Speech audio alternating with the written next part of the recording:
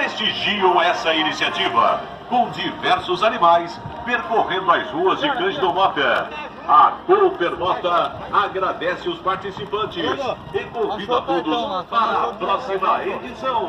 Coopermota, sempre inovadora e sustentável.